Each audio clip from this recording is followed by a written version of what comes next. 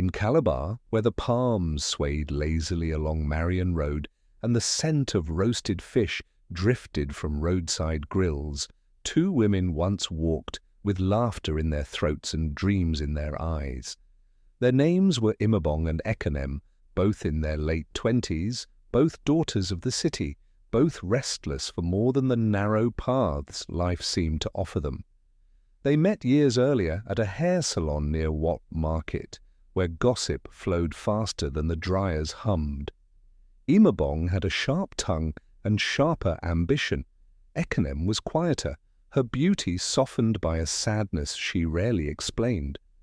They bonded over late-night walks by the Calabar River, speaking of escape, new clothes, better phones, apartments with steady light and water.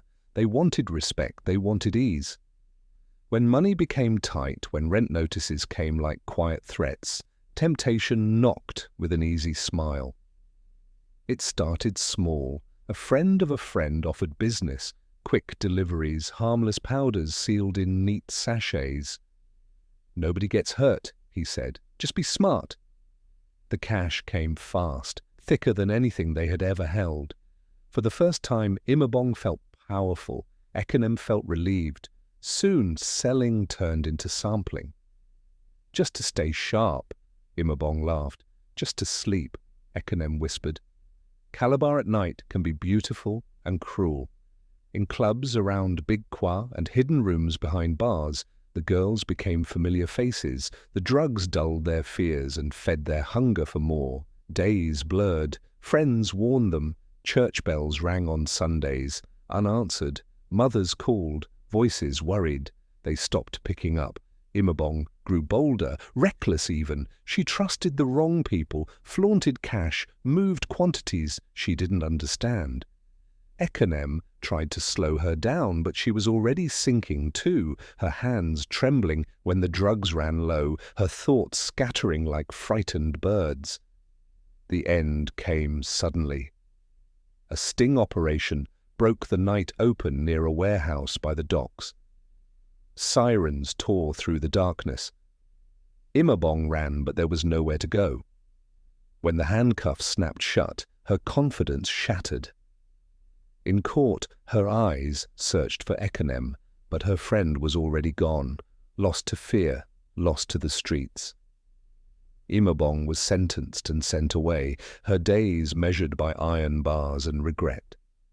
In the silence of prison nights, she replayed every choice, every warning ignored. She wrote letters she never sent. Ekanem's fall was slower and more tragic. Without Imabong, without money or shelter, the drugs consumed her completely. People began to see her wandering near Target Junction, talking to shadows, laughing at nothing, crying at everything. Her clothes hung loose on her frame. Sometimes she shouted names into the air, memories she could no longer hold. Children pointed, adults turned away. A few kind souls tried to help, but Ekanem's mind had drifted too far, carried by substances that promised comfort and delivered ruin.